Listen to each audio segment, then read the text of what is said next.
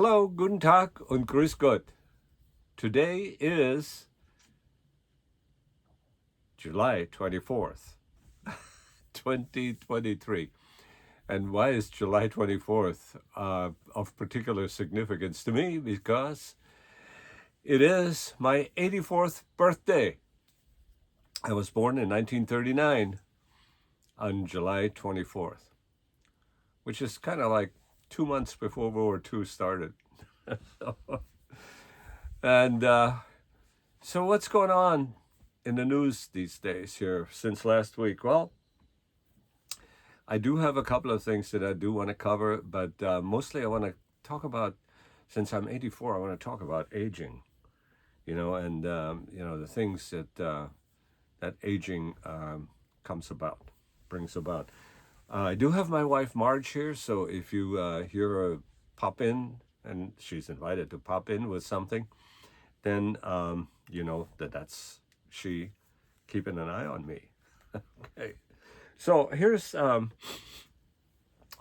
thing that I want to start with today is that's the Ukraine war. Now, it was approximately a year ago. Well, it was exactly to the day a year ago when I posted on Facebook saying, that, we think that this war is going to be over real quick, and all that, because it's only started in 22 in February, and then it was July. The Ukrainians have pushed back the Russians and so forth, and so it's going to be over. And I said, I don't think that the Russians are going to give up so easily, because, Putin has got these imperial aspirations, and so he's not going to give up. So what's going to happen? He's either going to get what he wants, or his staff is going to intercede on behalf of the war.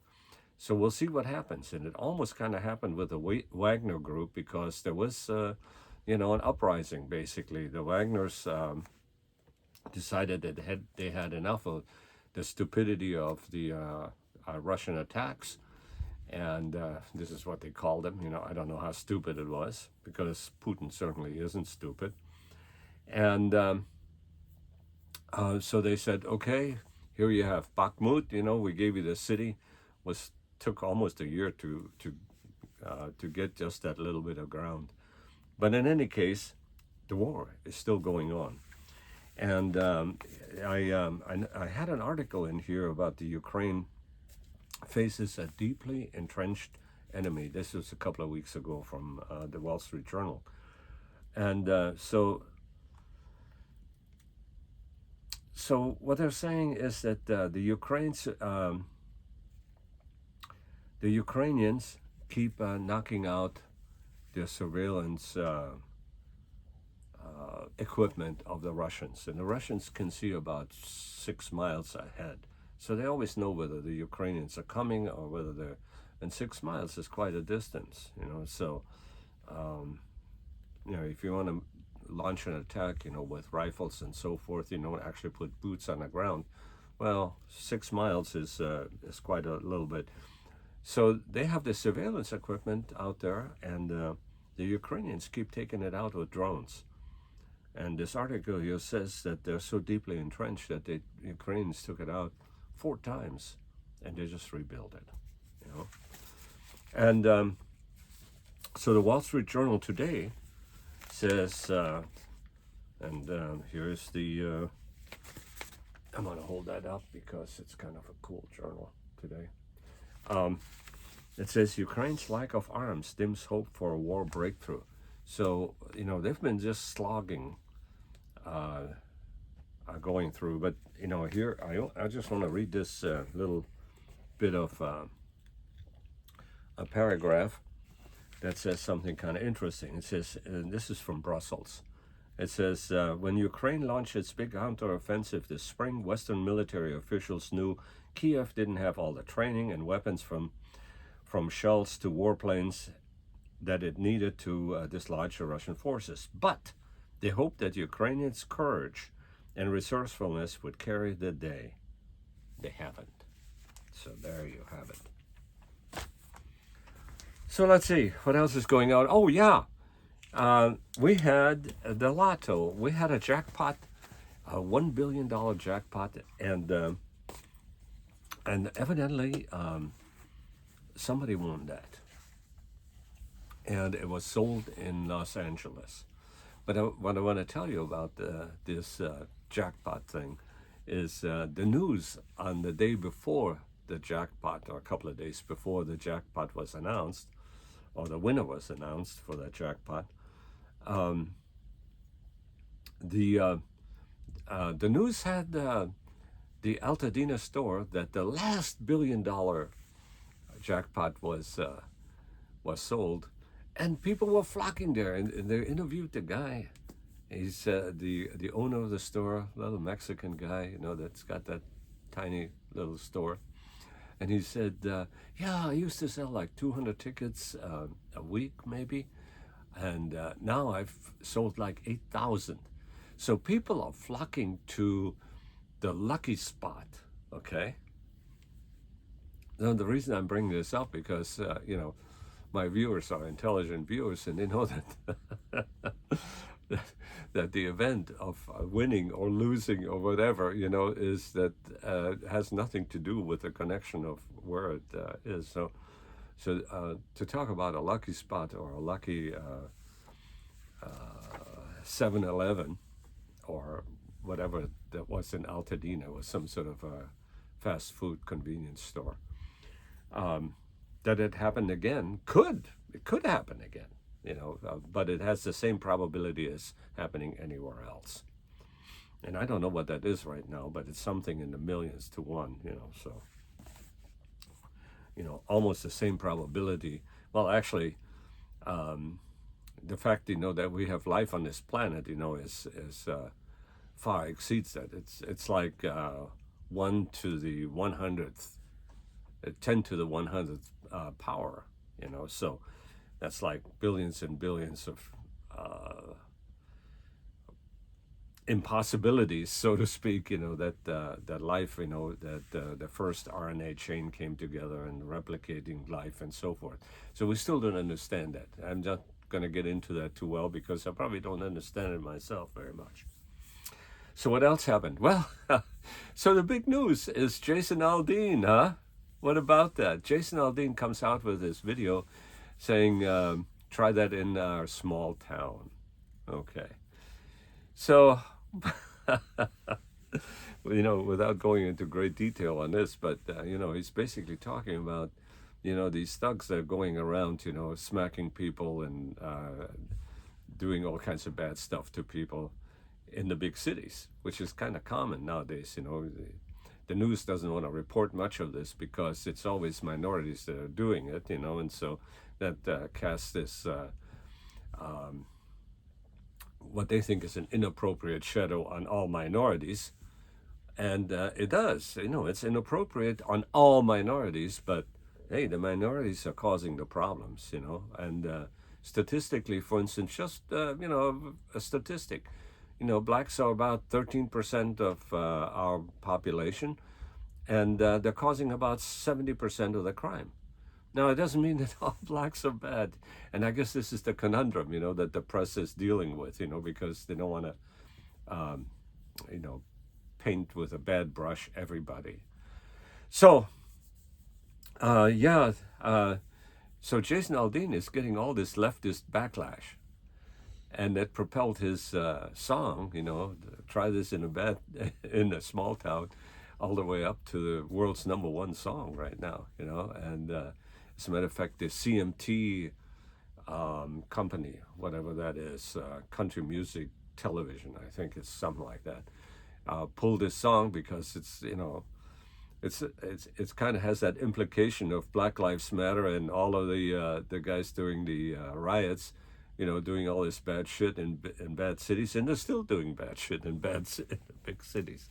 But so he's saying, try that in a small town, you're going to get your ass kicked, So I don't know where this is going, but Whoopi Goldberg is apoplectic about it, and, the liberals are just, oh my God, this is racist, and there's nothing racist about it, other than he's calling a spade, basically, or is that racist? Yeah. I'm not so sure. That's racist too, okay.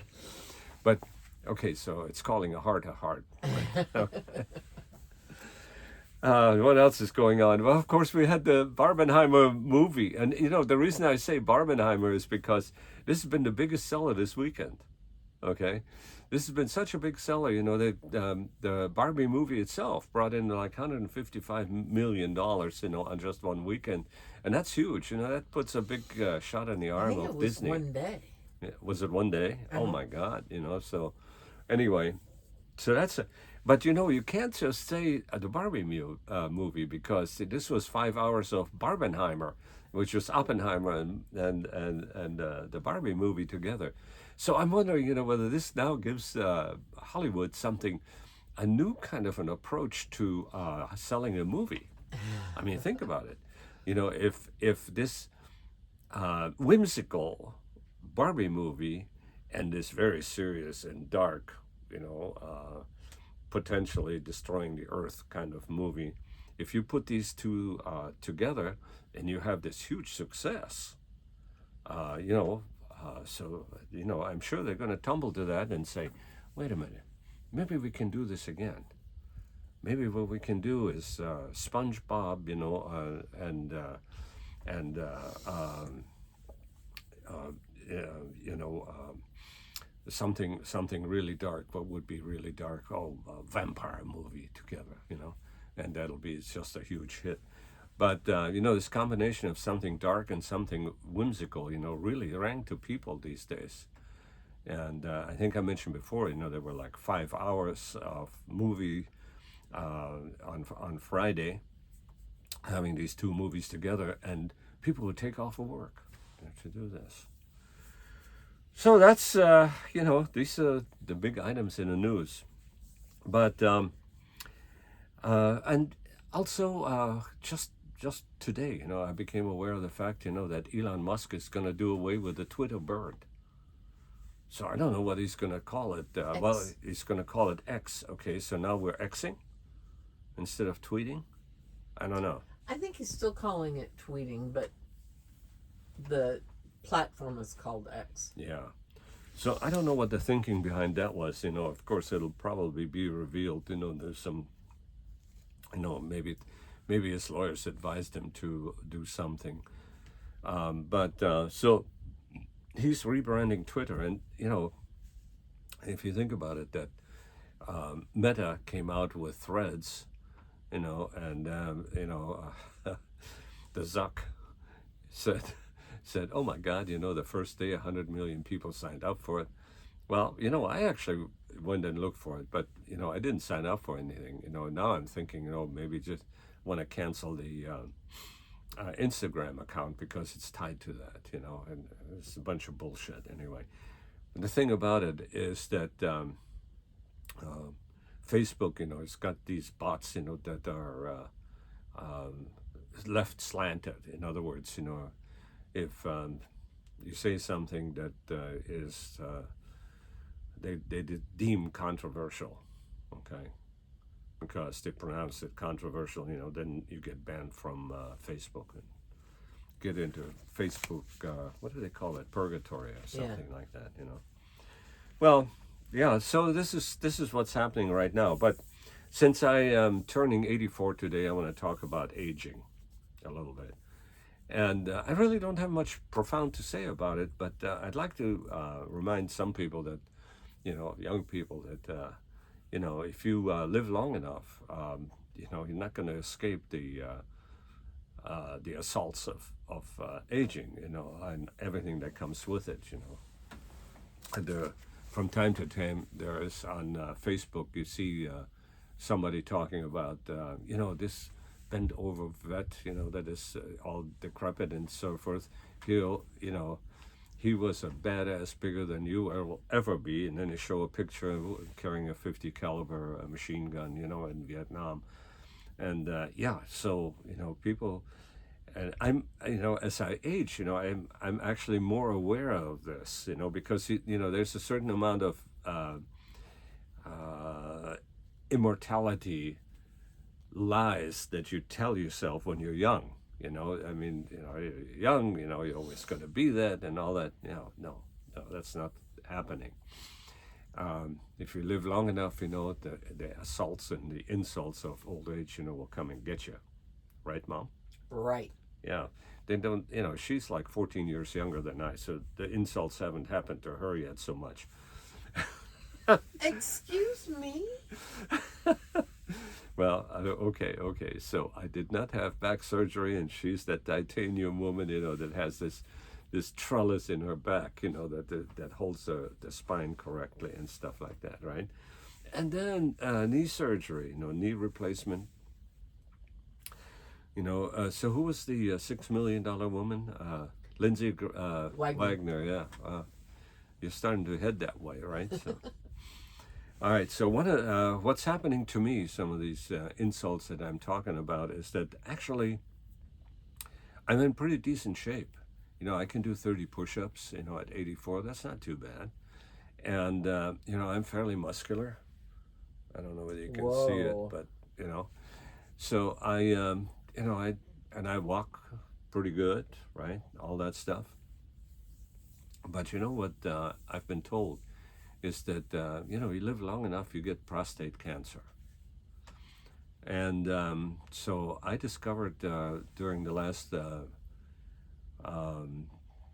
blood panel that my PSA had spiked to 6.05, from like 2, 1 point something or 2. I'm not sure just exactly what it was. So my doctor sent me to a urologist and said, hey, let's look at this. And the urologist, examined me and said, well, let's do another blood test. And so they're doing more, they did more blood tests that, show these indicators, that, are kind of common with cancer and so forth. And the guy, so he said to me, he said, well, darn, I would recommend that you just don't do anything because, just because your PSA spikes, that doesn't mean necessarily that you're going to die from cancer,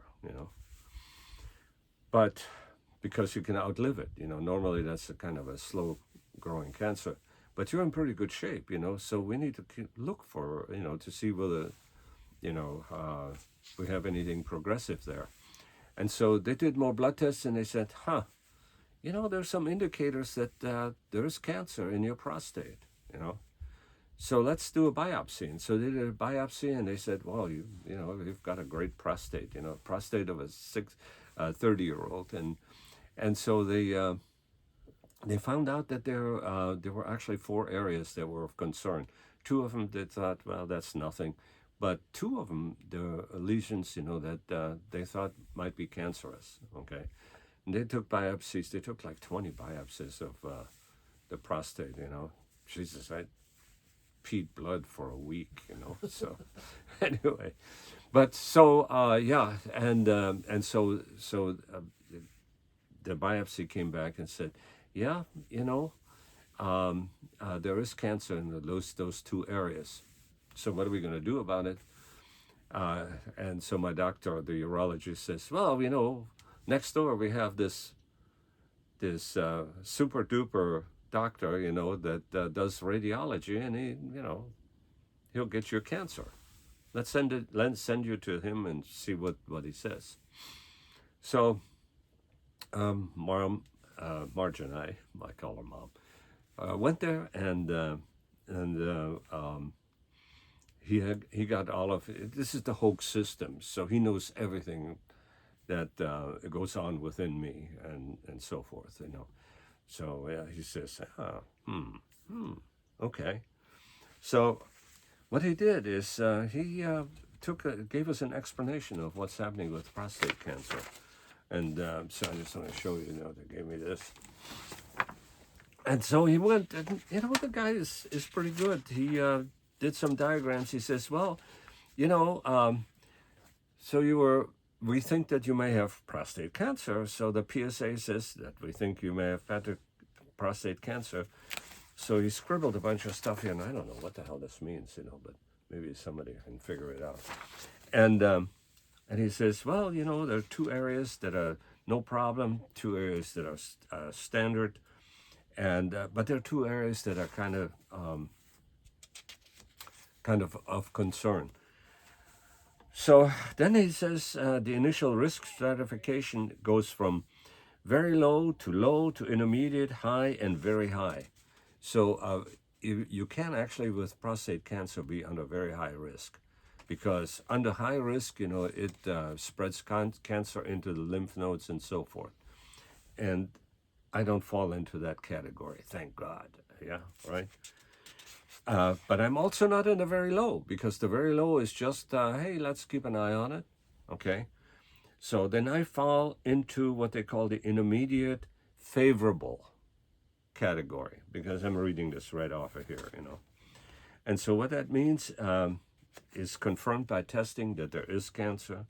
And so now we're proceeding with radiation and what they call active surveillance.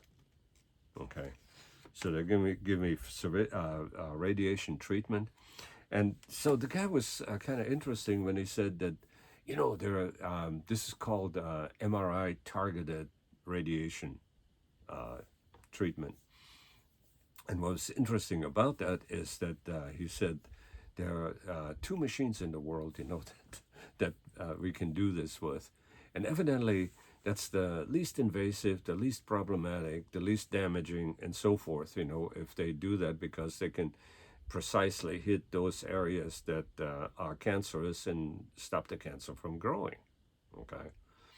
At least it's the hope to do that. So MRI targeted radiology. But so Hogue has one of those machines. So Hogue has one of those machines, and he says, and so that's what we're going to use. In fact, they said we just upgraded the software. He's real proud of it. Anyway, so that's what's going on with me right now. As a matter of fact, I have my first appointment tomorrow, and so I'm not sure what the appointment is all about. I think it's kind of an evaluation of, how suited I am for all that, and I don't know, they're going to do something. But the next appointment is something that they're actually going to put me under. They're going to put me under because they're going to put some sort of shield inside me. A spacer. Some sort of something, that prevents damage, lateral, collateral damage from the radiation and so forth. So we'll see how all that goes. But here I have my strong support of my wife, Marge. She is going to take me there. And since I did have lung cancer, and I kind of kept it from her, so, when she found out about this, I told her about the prostate situation. She says, oh, no. You're not going to those things by yourself. In fact, she said something, you're not going to get away that easy. So she wants to be with me, and she listens to everything. And, so between the two of us, we always know what's happening. So I don't know how long this video was, but, probably long enough. I did record, didn't I? Yeah. Or not? 23 minutes and 40 seconds. Well, all right. So, since it's my birthday, I already had breakfast at our favorite breakfast place. And you know what? I'm going for lunch here pretty soon, maybe shortly after this video. And I have to tell you, I'm amazed that I'm allowed to go there, because lunch is going to be a real great restaurant, they say. It's got wonderful food, and it's called Hooters. So I have a feeling I'm going to see a bunch of Hooters, so. And happy birthday to you. Well, thank you. So anyway, I think that's about it. Okay. All righty. Good job. All right. Well, I bid you farewell. So long. Auf Wiedersehen. Servus. And we must infect the universe with us.